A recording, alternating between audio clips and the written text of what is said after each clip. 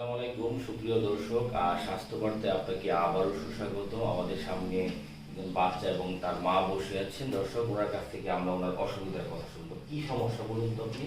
বাচ্চা খাইতে চায় না, বাচ্চারা জোর করে খাওয়াতে চাইলে বাচ্চা জোর করে খায় না, তখন আমরা কি করবো? বাচ্চাটা খাইতেই চায় না। দর্শক, আপনি আপনার প্রশ্নটি শুনতে পেয়েছেন। উনি জানতে চেয়েছেন বাচ্চা খাবার খাইতে চায় না, সেক্ষেত্রে কি করবেন এটা উনি জানতে চেয়েছেন। দর্শক, এই ধরনের সমস্যা আমাদের সমাজের 90 থেকে 95% মহিলা বা মাদের কাছ থেকে আমরা শুনে থাকি, এবং বেশিরভাগ ক্ষেত্রে আমরা এমনটাই শুনি। এবং আপনারা হয়তো শুনে থাকবেন, আমি এই পর্যন্ত শুনি নাই কোনো মা বলেছেন তার বাচ্চা খেতে চাই। সচরাচর আমরা শুনতে পাই বাচ্চা খাবার খায় না, সেক্ষেত্রে কি করবো? দর্শক, আমরা কঠিন করে বলবো না, আপনাদেরকে তিনটা কথা বলবো। বাচ্চা খাবার না খেলে তিনটা পদ্ধতির মাধ্যমে আপনি আপনার বাচ্চাকে অবশ্যই পেট পুরে খেতে খাওয়াতে পারবেন এবং আপনার বাচ্চা ভালো খাবার দাবার খাবে। প্রথমত হচ্ছে বাচ্চার কি খাওয়াবেন। প্রথম হচ্ছে খাবারের ধরন। সচরাচর আমরা দেখতে পাই বাচ্চারা চিপস, বাজারের চকলেট, এই খাবারগুলো বেশি খেতে চায়। দর্শক, আপনি কি জানেন ওরা কেন বেশি চিপস খেতে চায়? আপনার কি মনে হয় না কখনো যে চিপস খেতে চায় কেন বেশি বাচ্চারা? এই জন্য খেতে চাই আমরা, একটা বাচ্চা যখন পৃথিবীতে আসে, আমরা একটা বাচ্চাকে যা চিনাই সে তাই চিনবে। মা ডাক, ও বাচ্চা ডাকে কিভাবে? কারণ আমরা মা ডাক বারবার বারবার শেখাই। আমরাও বেশি বেশি করে চিপস বা এই ধরনের দোকানের খাবার খাইয়ে অভ্যস্ত করি, তখন বাচ্চারা এই খাবারগুলোর প্রতি বেশি আসক্ত বা অভ্যস্ত হয়ে পড়ে।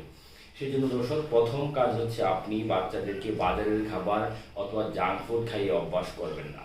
বেশি বেশি করে বাসার খাবার, বাসার তৈরি খাবার, ফলমূল খাওয়ানোর অভ্যাস করাবেন। যেমন বিভিন্ন ধরনের শাক, সবজি, কলা, ফলের জুস, এসব খাবারে যদি অভ্যস্ত করেন, আপনার বাচ্চা পরবর্তীতে আস্তে আস্তে খাবারের রুচি বাড়বে এবং খাবারের প্রতি তার আগ্রহ তৈরি হবে। সেকেন্ডলি হচ্ছে দর্শক, আমরা আমরা চাই আমার বাচ্চা একবারে বারবার খাক, অনেক বেশি খাক। এই জন্য আমরা 5 মিনিট 10 মিনিট পর পরে বাচ্চাদের খাবার দেওয়ার চেষ্টা করি। ধরো সেক্ষেত্রে আমরা বলবো খাবার দেওয়ার ক্ষেত্রে একটা নির্দিষ্ট সময় নিতে হবে। 2 নম্বর পয়েন্ট, একটা নির্দিষ্ট সময় পর পর বাচ্চাদেরকে খাওয়াবেন। যেমন এখন খাওয়াইলেন, ঠিক 1 ঘন্টা পরে অন্য একটা খাবার দেন, আরও 1 ঘন্টা পরে অন্য একটা খাবার দেন। এমন যেন না হয় 5-10 মিনিট পর পর আপনি খাবার দিচ্ছেন। সেক্ষেত্রে খাবারের যদি একটা নির্দিষ্ট সময় পর পর দেন, তাহলে তার পেটের মধ্যে একটা ক্ষুধা তৈরি হবে, খাবারের একটা আগ্রহ তৈরি হবে, তখন খাইতে আগ্রহ দেখাবে বাবু। 3 নম্বর পয়েন্ট হচ্ছে আপনারা বাচ্চাদেরকে খাবার খাওয়ানোর ক্ষেত্রে অবশ্যই অল্প অল্প করে খাওয়াবেন। আমরা একটা বাচ্চাকে অনেক বেশি খাওয়াই, যার কারণে বাচ্চা বমি করে ফেলে, বমি করার পর আমরা আবার চেপে খাওয়ানোর চেষ্টা করি। সেই ক্ষেত্রে আপনারা অবশ্যই খাবারের পরিমাণ অল্প অল্প করে দিবেন। এখন একটু খাওয়াইলেন, 1 ঘন্টা পরে আবার একটু খাওয়াবেন। এমন যেন না হয় এখনও অনেক বেশি খাওয়াইলেন, 1 ঘন্টা পরেও আবার অনেক বেশি দিলেন। সেই ক্ষেত্রে বাচ্চার বদ হজম হবে এবং বমি হবে।